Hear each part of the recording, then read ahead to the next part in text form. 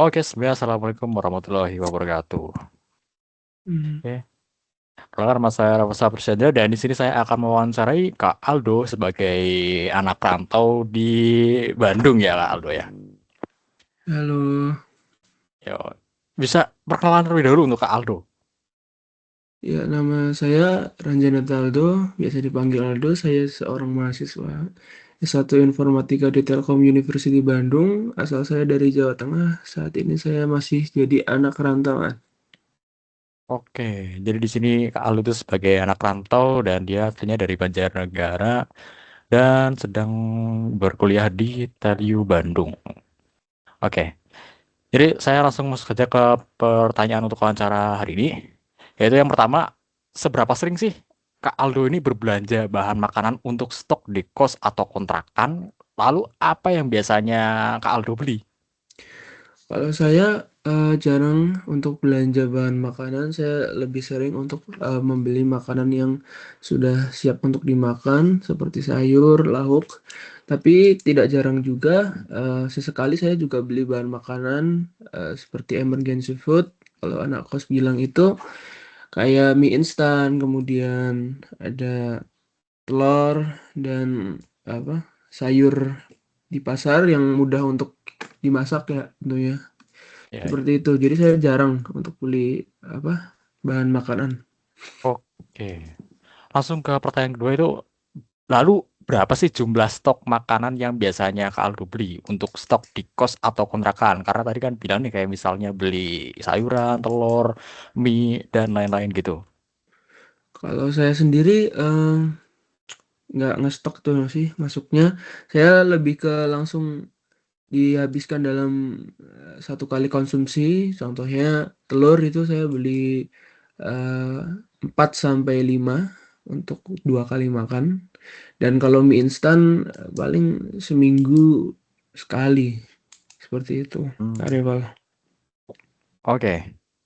Lalu kalau nih, kalau ada sebuah kasus nih, misalnya makanan yang Kak Aldo stok itu kadaluarsa. Nah, bagaimana cara Kak Aldo ini untuk menghadapi hal tersebut gitu? Kalau untuk makanan yang bisa kadaluarsa itu biasanya saya masukin ke kulkas sih mas. Saya masukin ke kulkas jadi Oke. eh, lumayan bisa tahan lama kalau di kulkas tuh kan hampir sebulan itu.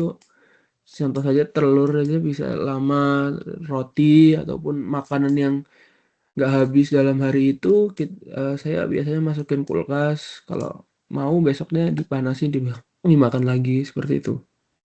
Oke, oke. Lalu tantangan terbesar apa sih? Seperti apa dalam mengatur atau mengolah makanan agar tidak terbuang sia-sia? Tantangannya apa itu? Tantangannya harus mau ini makan sekali jalan. Jadi makan langsung habis, jangan disisain. Kalau bisa porsi makanannya itu yang pas sama kebutuhan kita. Jadi kita bisa ngabisinnya nih, Oh gitu. ya, berarti bener-bener harus apa sih pas gitu ya untuk ininya punya ya. Harus Iya bisa gitu, perhitungan gitu sesuai ya. porsi. Oke. Lalu eh seberapa sering sih makanan di kos Kak Aldo ini yang terbuang karena basi atau kadaluarsa? Lalu apa penyebab utamanya? Kalau misalnya terjadi hal seperti itu. Kalau paling sering itu nasi, karena nasi itu kadang udah udah terlalu kenyang. Jadi akhirnya terbiarkan di Magicom, kemudian jadi basi, itu sering dibuang. Lalu selain nasi juga ada eh, lauk, itu karena saya lupa makan. Dan kalau lagi puasa ini kadang dibuang tuh karena nggak termakan. Paling sering itu lauk untuk santap sahur. Jadi saya nggak bisa sahur, saya kesiangan, jadinya ya udah dibuang deh. Oke, lalu penyebab utamanya apa sih tadi? Karena bisa-bisanya kadaluarsa? Kelupaan, kelupaan. Kelupaan ya. Oke. Ya, untuk lupa untuk nyimpan, lupa untuk makan. Oke. Lalu yang selanjutnya, apakah Kak Aldo ini lebih sering berbelanja bahan makanan untuk stok di kos atau kontrakan atau lebih memilih makanan siap saji seperti di rumah makan dan restoran? Kalau saya tetap yang seperti yang saya katakan awal tadi, saya lebih suka untuk beli makanan siap saji di rumah makan atau warteg terdekat. Oke, oke. Lalu pertanyaan berikutnya itu, lalu apa alasannya Kak Aldo ini memilih untuk membeli makanan di luar dibandingkan stok makanan sendiri untuk dimasak? Karena yang pertama, makanan cepat saji di luar itu yang saya kenal tuh wartegnya enak, sudah pasti enak, bisa langsung dimakan, nggak usah repot-repot masak. Yang kedua, eh, tergolongnya harganya hampir sama untuk beli makanan itu dengan jumlah segitu dengan membeli stok bahan makanan untuk dimasak.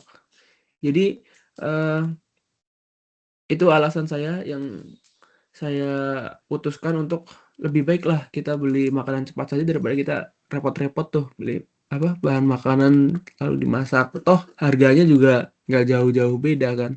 Iya, betul. Seperti itu. Oke, mungkin seperti itu aja ya Kak Aldo ya. Terima kasih atas wawancara Oke. hari ini. Sekian Oke. dari saya. Wassalamualaikum warahmatullahi wabarakatuh. Waalaikumsalam.